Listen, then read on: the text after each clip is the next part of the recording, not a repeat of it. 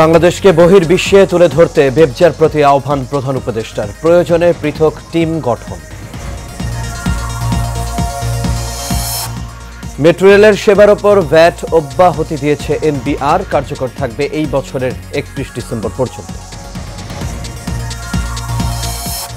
Air অ্যাম্বুলেন্সে করে কাল লন্ডন যাচ্ছেন বেগম খালেদা জিয়া, বিমানবন্দর থেকে নেওয়া হবে হাসপাতালে।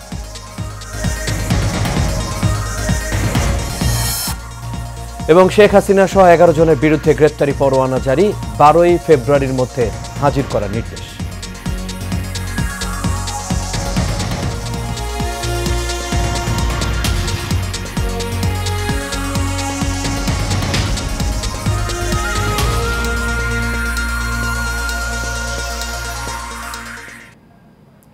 সবাইকে স্বাগত এশিয়ান নিউজে। দর্শক, পুরো সংবাদ জুড়ে আপনাদের সঙ্গে আছি আমি আনোয়ার রাজ। এতক্ষণ শুনছিলেন বিআরবি কেবল ইন্ডাস্ট্রিজ লিমিটেড সংবাদ শিরোনাম। এবার চলে যাচ্ছি পুরো খবরে। বিশ্বের দরবারে বাংলাদেশের সম্ভাবনাকে তুলে ধরে দেশের শিল্প খাতে আরও বিনিয়োগ বাড়ানোর আহ্বান জানিয়েছেন প্রধান উপদেষ্টা অধ্যাপক ডক্টর মোহাম্মদ ইউনূস। এই লক্ষ্যে প্রয়োজনে পৃথক টিম গঠন করার ওপরও গুরুত্ব আরোপ করেন তিনি। সকালে তেজগাঁয়ে প্রধান উপদেষ্টার কার্যালয়ে বেবজার 2023-24 অর্থ বছরের বার্ষিক প্রতিবেদন জমা দেওয়ার সময় তিনি এই কথা বলেন। এ সময় অর্থনৈতিক কূটনীতির জন্য একটি দল গঠন করার আহ্বানও জানান প্রধান উপদেষ্টা। এ সময় বেবজার নির্বাহী chairman major general Abul Kalam Mohammad Ziaur Rahman বলেন, অভ্যুত্থান এবং বারবার বৈশ্বিক রাজনৈতিক দৃশ্যপট পরিবর্তনের পর কিছুটা সংকট সৃষ্টি হয়, তবে এরই মধ্যে বিনিয়োগকারীদের কাছ থেকে ইতিবাচক সাড়া মিলছে। রাজধানীর জনপ্রিয় বাহন মেট্রো রেলের সেবার ওপর মূল্য সংযোজন কর বা ভ্যাট অব্যাহতি দিয়েছে জাতীয় রাজস্ব বোর্ড। সোমবার এনবিআরের ভ্যাট বিভাগের দ্বিতীয় সচিব ব্যারিস্টার মোহাম্মদ বদরুজ্জামান মুন্সির সই করা চিঠির সূত্রে এই তথ্য জানা গেছে। চিঠিতে বলা হয়েছে, মেট্রো রেল বাংলাদেশের সর্বাধুনিক ও জনপ্রিয় গণপরিবহন। মেট্রো রেল যানজট নিরসনে গুরুত্বপূর্ণ ভূমিকা রাখার পাশাপাশি কর্মঘণ্টা সাশ্রয়ে অগ্রণী ভূমিকা পালন করছে। তাই মেট্রো রেলকে অধিক জনপ্রিয় করার লক্ষ্যে যাতায়াত ব্যয় সাশ্রয়ী করা প্রয়োজন। এই লক্ষ্যে এনবিআর মূল্য সংযোজন কর ও সম্পূরক শুল্ক আইন এ প্রদত্ত ক্ষমতা বলে দ্রুতগামী, নিরাপদ, সময় সাশ্রয়ী, পরিবেশ বান্ধব, দ্রুত, দুর্নিয়ন্ত্রিত, অত্যাধুনিক প্রযুক্তি নির্ভর পরিবহন ব্যবস্থা মেট্রো রেল সেবার ওপর আরোপনীয় মূল্য সংযোজন কর অব্যাহতি দেওয়া হলো। আর এই আদেশ অবিলম্বে কার্যকর হবে এবং 2025 সালের 31 ডিসেম্বর পর্যন্ত বলবৎ থাকবে।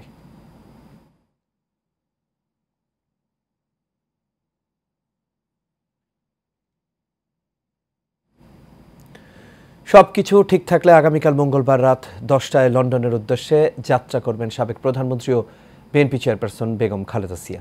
খালেদা জিয়াকে বহনের জন্য এয়ার অ্যাম্বুলেন্সটি পাঠাচ্ছেন কাতারের আমির তামিম বিন হাম্মাদ আল থানি। সোমবার রাজধানীর গুলশানে দলের চেয়ারপারসনের কার্যালয়ে এক সংবাদ সম্মেলনে বিএনপির স্থায়ী কমিটির সদস্য খালেদা জিয়ার ব্যক্তিগত চিকিৎসক AZM জাহিদ হোসেন এই কথা জানান। ডাক্তার জাহিদ হোসেন জানান, লন্ডনের বিমানবন্দরে পৌঁছার পর সেখান থেকে তাকে সরাসরি হাসপাতালে নেওয়া হবে।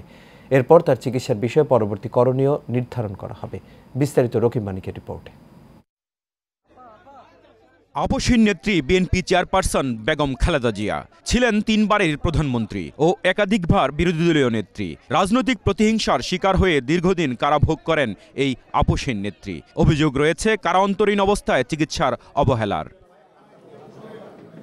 ৭৯ বছর বয়সী খালেদা জিয়া লিভার সিরোসিস, হৃদরোগ সহ মাল্টিপল ডিজিজে আক্রান্ত। তাই উন্নত চিকিৎসার জন্য লন্ডনে যাওয়ার পরামর্শ দেন মেডিকেল বোর্ড। কাতারের আমিরের পাঠানো এয়ার অ্যাম্বুলেন্সে ডাক্তার জাহিদের নেতৃত্বে 6 সদস্যের মেডিকেল টিম নিয়ে লন্ডন যাবেন বেগম খালেদা জিয়া। সাথে থাকবেন ছোট ছেলের বউ শর্মিলা রহমান। আগামীকালকে 7ই জানুয়ারি ইনশাল্লাহ রাত 10টায় কাতার আমিরাতসে এর আমিরের স্পেশাল এয়ার অ্যাম্বুলেন্সে উনি ইনশাল্লাহ ঢাকা এয়ারপোর্ট থেকে ঢাকা, দোহা, লন্ডন, হিথ্রো এই ফ্লাইট ইনশাল্লাহ উনি যাবেন। লন্ডন বিমানবন্দরে খালেদা জিয়াকে রিসিভ করবেন তার বড় ছেলে বিএনপির ভারপ্রাপ্ত চেয়ারম্যান তারেক রহমান, তার স্ত্রী ডাক্তার জুবাইদা রহমান। সেখান থেকে সরাসরি লন্ডন ক্লিনিকে নেয়ার কথা রয়েছে।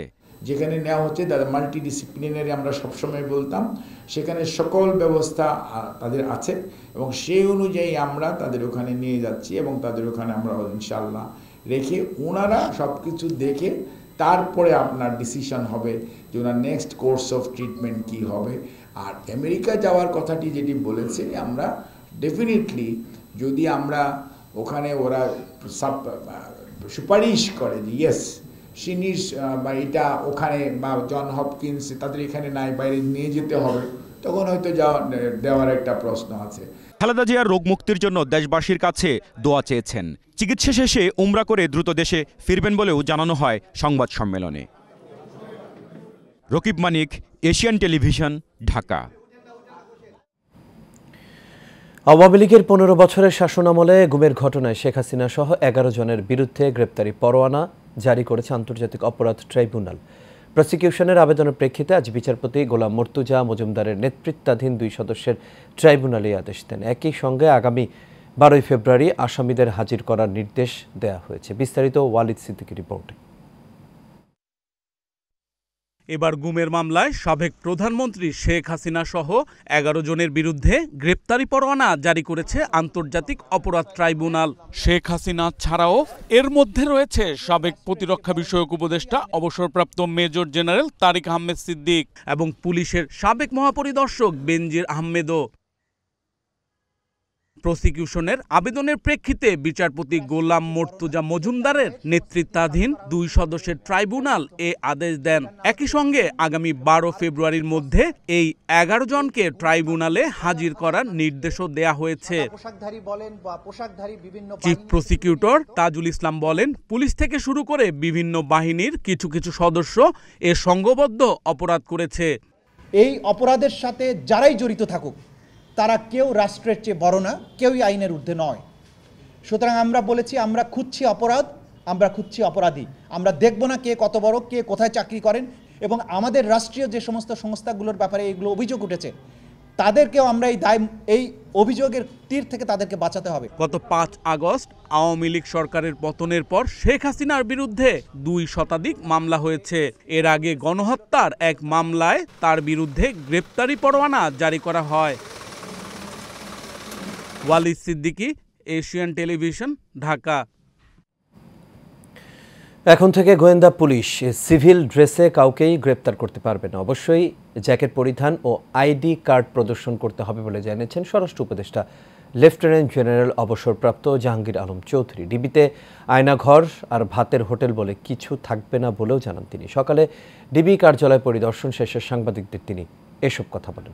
সাইফুল ইসলাম নয়নের রিপোর্টে দেখুন বিস্তারিত।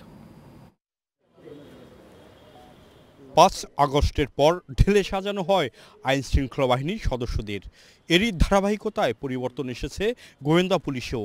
তাই নতুন উদ্যমে কাজ করা ডিবি পুলিশের কার্যালয় পরিদর্শনে আসেন স্বরাষ্ট্র উপদেষ্টা লেফটেন্যান্ট জেনারেল অবসরপ্রাপ্ত জাহাঙ্গীর আলম চৌধুরী। আইন শৃঙ্খলা রক্ষাকারী বাহিনী, তখন এখানে তো অশৃঙ্খল কোনো কাজ তো এলাও করা যাবে না। পরিদর্শন শেষে সাংবাদিকদের তিনি বলেন, ডিবি কার্যালয়ে আয়নাঘর, ভাতের হোটেল বলে কিছু থাকবে না। আমি খালি ডিবিরে একটাই শুধু অনুরোধ করবো, যে পুকুরটা আছে, পুকুরটা আয়নার মতো পরিষ্কার করে দিতে, পানিটা এই পুকুরটা হবে আয়নার মতো পরিষ্কার পানি। আয়নাঘর বলতে কোনো কিছু থাকবে না, এখানে কোনো ভাতের হোটেলও থাকবে না। বর্তমানে আইন শৃঙ্খলা পরিস্থিতি বেশ সন্তোষজনক উল্লেখ করে তিনি বলেন, সিভিল ড্রেসে কাউকে গ্রেপ্তার করতে পারবে না ডিবি। আইনের বাইরে গিয়ে কোনো সদস্য অপকর্ম করলে ছাড় নয় বলে হুঁশিয়ারি দেন স্বরাষ্ট্র উপদেষ্টা। ডিবিদের ক্ষেত্রে এইও বলা হয়েছে যে এরা সিভিল ড্রেসে কাউরে অ্যারেস্টও করবে না, তাদের জ্যাকেট অবশ্যই পরিধান করতে হবে, তাদের আইডি কার্ড শো করতে হবে। তা আপনার আইনের বাইরে তারা কোনো কাজ করে, আমি বলছি যে আইনের বাইরে যদি আমিও কোনো আদেশ করি তারা যেন করে না। যারা লিবিয়াতে গিয়ে আটকা পড়েছেন তাদের ফিরিয়ে আনতে সরকার আগ্রহী উল্লেখ করে তিনি বলেন, এজন্য আমাদের সুনির্দিষ্ট তথ্য দরকার। এরাই কিন্তু আমাদের একটা বড় সম্পদ। এখন ক্ষেত্রে যতটা আমাদের পক্ষে করা সম্ভব আমরা অবশ্যই করব, বাট আমাদের কিছু কিছু ক্ষেত্রে স্পেসিফিক ইনফরমেশন দরকার। আপনারা যদি দয়া করে যদি আমাদের ইনফরমেশনটা দেন, আমরা অবশ্যই ব্যবস্থা নিব। সাইফুল ইসলাম নয়ন, এশিয়ান টেলিভিশন, ঢাকা।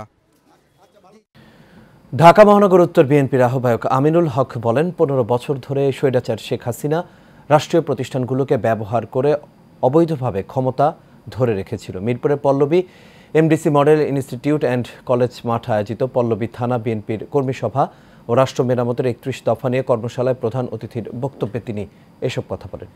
এ সময় আমিনুল হক আরও জানান, ধ্বংসস্তূপ থেকে রাষ্ট্র সংস্কার ও মেরামতের মাধ্যমে বাংলাদেশকে নতুনভাবে ঢেলে সাজানোর জন্য বিএনপির ভারপ্রাপ্ত চেয়ারম্যান তারেক রহমান ৩১ দফার রূপরেখা দিয়েছেন।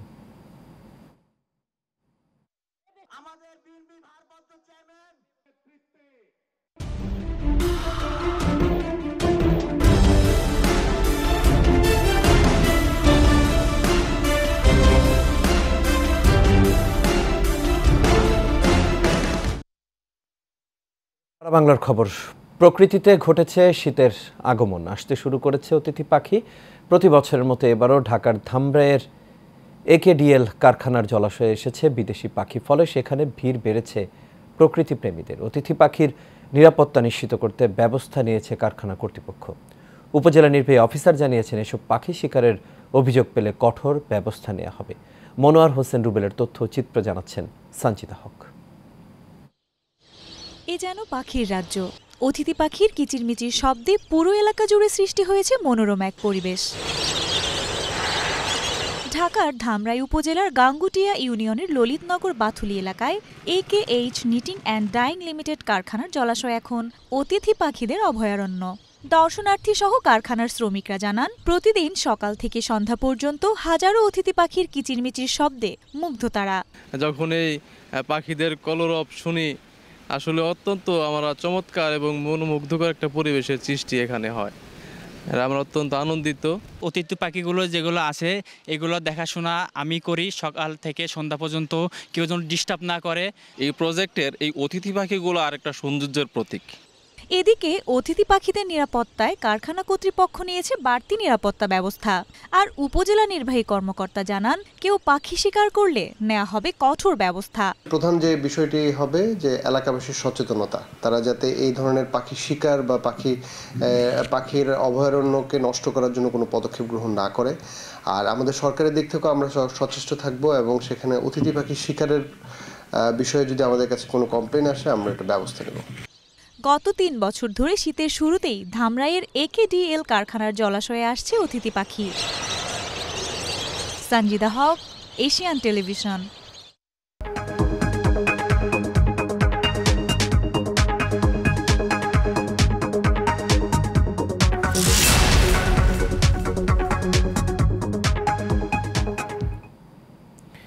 বাংলাদেশের রন্ধনশিল্পে দক্ষ জনশক্তি গড়ে তোলার লক্ষ্যে খলিল কালিনারি আর্টস সেন্টারের যাত্রা শুরু হয়েছে। রাজধানীর মতিঝিলে নিজস্ব কার্যালয়ে আর্টস সেন্টারের উদ্বোধন করেন আন্তর্জাতিক পুরস্কারপ্রাপ্ত মাস্টার শেফ মোহাম্মদ খলিলুর রহমান।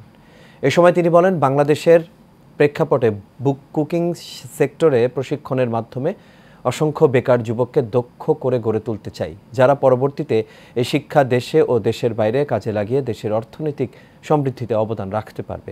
উদ্বোধনী অনুষ্ঠানে দেশের বিভিন্ন অঙ্গনের বরেণ্য ব্যক্তিরা উপস্থিত ছিলেন।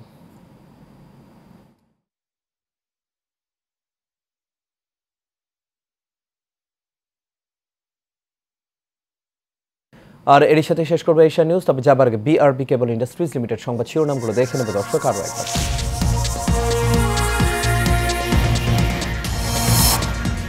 বাংলাদেশকে বহির্বিশ্বে তুলে ধরতে ব্যবসার প্রতি আহ্বান প্রধান উপদেষ্টার, প্রয়োজনে পৃথক টিম গঠন। মেট্রো রেলের সেবার ওপর ভ্যাট অব্যাহতি দিয়েছে এনবিআর, কার্যকর থাকবে এই বছরের 31 ডিসেম্বর পর্যন্ত। এয়ার অ্যাম্বুলেন্সে কাল লন্ডন যাচ্ছেন বেগম খালেদা জিয়া, বিমানবন্দর থেকে নেওয়া হবে হাসপাতালে।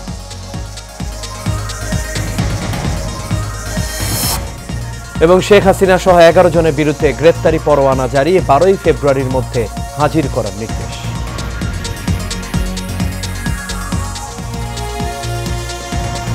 দর্শক, এই ছিল আমাদের এখনকার আয়োজনে। আমাদের পরবর্তী সংবাদ দেখার আমন্ত্রণ রইল। এতক্ষণ সাথে থাকার জন্য সবাইকে ধন্যবাদ।